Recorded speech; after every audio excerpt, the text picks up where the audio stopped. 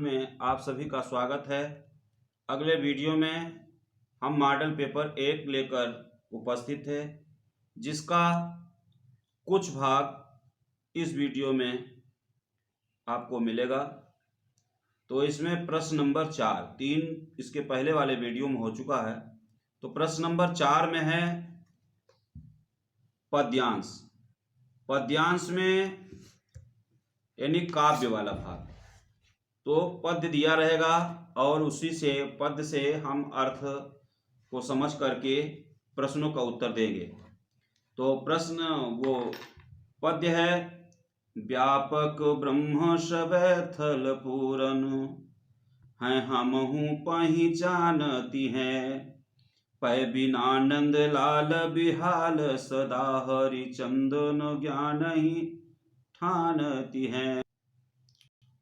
तुम उधो यही कहियो उन सो हम और कछो नहीं जानती हैं, पिय प्यारे तिहारे निहारे बिना अखियाँ दुखियाँ नहीं मानती हैं, पिय प्यारे तिहारे दुहारे बिना अखियाँ दुखियाँ नहीं मानती हैं। तो इसमें पहला प्रश्न है, प्रस्तुत पद्यांश में गोपियों द्वारा किस भक्ति मार्ग को महत्व दिया गया है?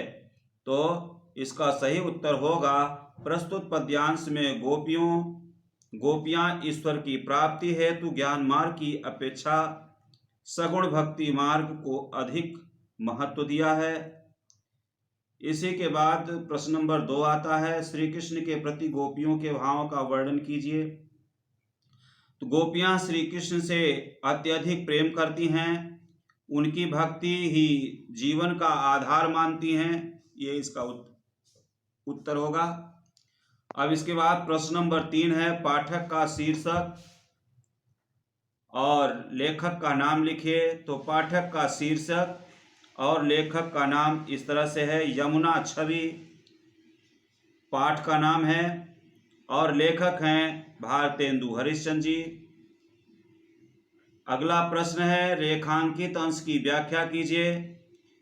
रेखांकित अंश में उसका उत्तर होगा कि पै बिना नंदलाल बिहाल सदा हरिचंदन ज्ञान ही ठानती हैं।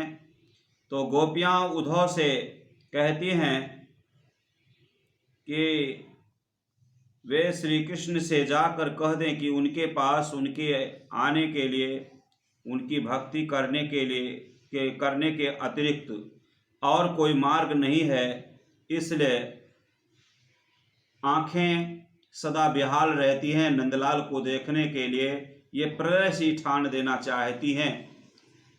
इसका उत्तर यह होगा, रेखांकित अंश की व्याख्या यही है। अगला प्रश्न है, प्रस्तुत पद्यांश में अलंकार योजना को स्पष्ट कीजिए।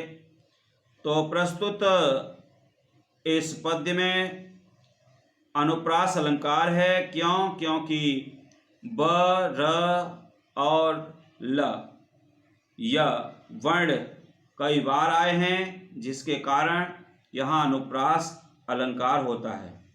अब प्रश्न नंबर 4 का 8वां भी प्रश्न रहता है, लेकिन इसको बताया नहीं जाएगा, बच्चे स्वयं करें।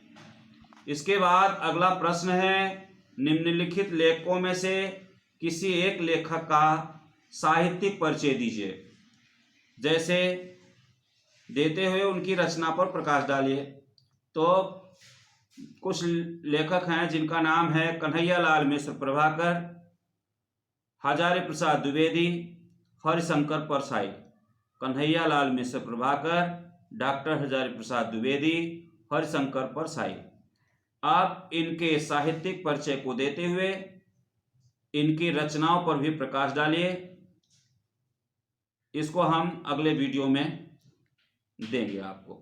इसके बाद अगला प्रश्न आता है, प्रश्न नंबर 5 का ख।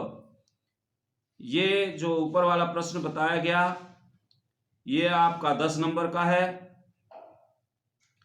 अब इसके बाद अगला प्रश्न है, किसी का ख, निम्नलिखित कवियों में से किसी एक का साहित्यिक परिचय देते हुए उनकी कृतियों पर प्रकाश डालिए। तो ये 5 नंबर का है। भारतेंदु हरिश्चंद्र, अयोध्या सिंह उपाध्याय हरि और सूर्यकांत त्रिपाठी निराला, इन तीनों के जीवन परिचय, साहित्यिक परिचय पर प्रकाश डालें। तो आप लोग इनको स्वयं पढ़ लीजिएगा। कहानी के तत्वों के आधार पर खून का रिश्ता कहानी की समीक्षा कीजिए, या पंचलैट कहानी के आधार पर गोधन का चरित्र चित्रण कीजिए। तो आइए हम पंचलैट कहानी के आधार पर गोधन का चरित्र चित्रण। तो पंचलैट कहानी के आधार पर गोधन का चरित्र चित्रण हम इस प्रकार से लिख सकते हैं। सबसे पहले हम पंचलैट के बारे में बताएंगे, ये किसने लिखा है और पंचलैट है क्या। रेणु जी आंचलिक कहानी के आधार पर पंचलैट में ग्रामवासियों की मन स्थिति की वास्तविक झलक दिखाई देती है। एकदम गांव का वातावरण है इस कहानी में। इस कहानी का प्रमुख पात्र गोधन, जिनके चरित्र की निम्नलिखित विशेषताएं हैं। सबसे पहले नंबर 1 पर युवक की स्वाभाविक प्रवृत्ति क्या है। तो आइए इनके बारे में जानते हैं। गोधन युवा है, अतः उनके व्यक्तित्व में युवा वर्ग की कुछ स्वाभाविक प्रवृत्तियां निहित हैं। यह मनचला एवं लापरवाह युवक है।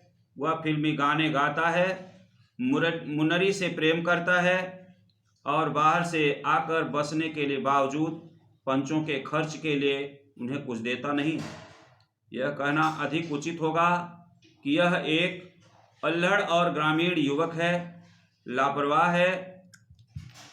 तो अगली हेडिंग आती है गुणवान व्यक्तित्व। गोधन अशिक्षित है, लेकिन उसमें अनेकों प्रकार की गुणवत्ता भरी है। वह पूरे महतो टोली में एकमात्र ऐसा व्यक्ति है जो पेट्रोमैक्स जलाना जानता है। वह अत्यंत चतुर भी है। वह अपनी इस विशेषता को मुन्नरी को बता देता है, जो इसे सरदार तक पहुंचा देती है। गोधन इतना काबिल है कि वह बिना स्प्रिट के ही गरी अर्थात नारियल के तेल से पेट्रोमैक्स जला देता है। इससे उसकी बौद्धिकता का भी पता चल जाता है। स्वाभिमानी, गोधन एक स्वाभिमानी व्यक्ति है, इसलिए हुक्का पानी बंद करने के बाद जब वह छड़ीदार उसे बुलाने जाता है तो वह आने से इनकार कर देता है। हुक्का पानी बंद करने को वह अपना अपमान समझता है। जिस गुलरी काकी के कहने पर उसे सजा सुनाई गई थी, उन्हीं के मनाने पर वह पंचलैट जलाने के लिए वहां जाता है और पंचलैट जला देता है। तो अगला है हेडिंग अपने समाज की प्रतिष्ठा के प्रति संवेदनशील। गोधन अपने समाज की आन मान प्रतिष्ठा के लिए अत्यंत संवेदनशील है। जिस समाज या पंचायत में उसका हुक्का पानी बंद कर दिया था, उसी समाज की प्रतिष्ठा को बचाने के लिए वह अपमान को भूल जाता है और बिना स्पिरिट ही पंचलैट को जला देता है। अपने समाज की एवं जाति की मान प्रतिष्ठा को बचा लेता है।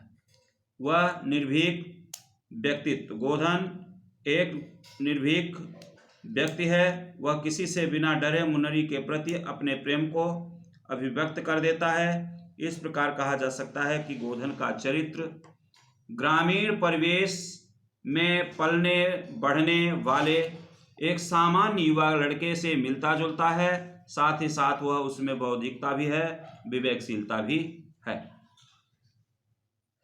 धन्यवाद।